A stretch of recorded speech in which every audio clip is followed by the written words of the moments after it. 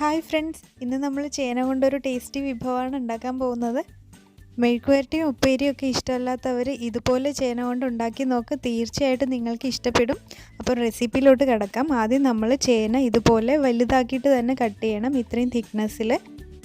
പിന്നെ square shape വേണമെന്നൊന്നുമില്ല, ഇപ്പം triangle ഷേപ്പിലോ ഏതിൽ വേണമെങ്കിലും. ഇപ്പോൾ ചേന ആയതുകൊണ്ട് അതിന് പ്രത്യേകിച്ച് ഷേപ്പാക്കി എടുക്കാൻ ബുദ്ധിമുട്ടാണ്. അപ്പോൾ അതുകൊണ്ട് ഇതുപോലെ ഒരു കുറച്ച് വീതിയുള്ള അതുപോലെ തന്നെ കട്ടിയുള്ള രീതിയിൽ വേണം മുറിച്ചെടുക്കാൻ, അത്രയേ ഉള്ളൂ. എന്നിട്ട് ഈ ചേന എല്ലാം വേവിച്ചെടുക്കണം. കുറച്ച് ഉപ്പും ചേർത്തിട്ട് നന്നായിട്ട് വേവിച്ചെടുത്ത ചേനയാണ് ഇപ്പോൾ ഞാൻ കാണിക്കുന്നത്.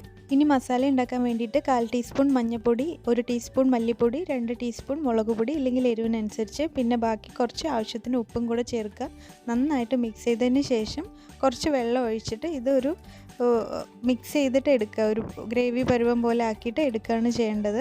അതിനുശേഷം നമ്മുടെ വേവിച്ച് വെച്ചിട്ടുള്ള ചേന ഇതിലോട്ട് ചേർത്ത് നന്നായിട്ട് മിക്സ് ചെയ്ത് വയ്ക്കുക. എല്ലാം മിക്സ് ചെയ്തതിന് ശേഷം നമ്മൾ പാൻ അടുപ്പത്ത് വെച്ച് എണ്ണ ചൂടാക്കുക. ഇപ്പം വെളിച്ചെണ്ണ എടുക്കുന്നത്, എന്നിട്ട് ഇത് ഓരോന്നായിട്ട് ഫ്രൈ ചെയ്തെടുക്കുക. ഓരോന്നായിട്ടല്ല, ഒരുമിച്ചിട്ട് ഫ്രൈ ചെയ്തെടുക്കുക, അത്രയേ ഉള്ളൂ. എന്നിട്ട് ഇത് ഒരു സൈഡ് നന്നായിട്ട് മൊരിഞ്ഞ് വരുമ്പം ഇത് മറിച്ചിടുക.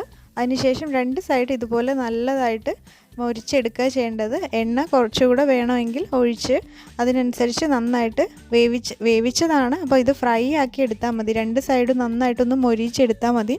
അപ്പോൾ അത്രയേ ഉള്ളൂ. നല്ല ടേസ്റ്റി ആയിട്ടുള്ള ചേന ഫ്രൈ റെഡി ആയിട്ടുണ്ട്. നിങ്ങളൊക്കെ ഉണ്ടാക്കി നോക്കണം, ശരിക്കും നല്ല ടേസ്റ്റാണ്. അപ്പോൾ നിങ്ങൾക്ക് എല്ലാവർക്കും ഈ വീഡിയോ ഇഷ്ടപ്പെട്ടു എന്ന് വിചാരിക്കുന്നു. ഇഷ്ടപ്പെട്ട് കഴിഞ്ഞാൽ ലൈക്ക് ചെയ്യാനും ഷെയർ ചെയ്യാനും, അതുപോലെ സബ്സ്ക്രൈബ് ചെയ്യാത്തവരുണ്ടെങ്കിൽ സബ്സ്ക്രൈബ് ചെയ്യാനും മറക്കരുത്. പിന്നെ അഭിപ്രായങ്ങളൊക്കെ കമൻറ്റ് ചെയ്യുക.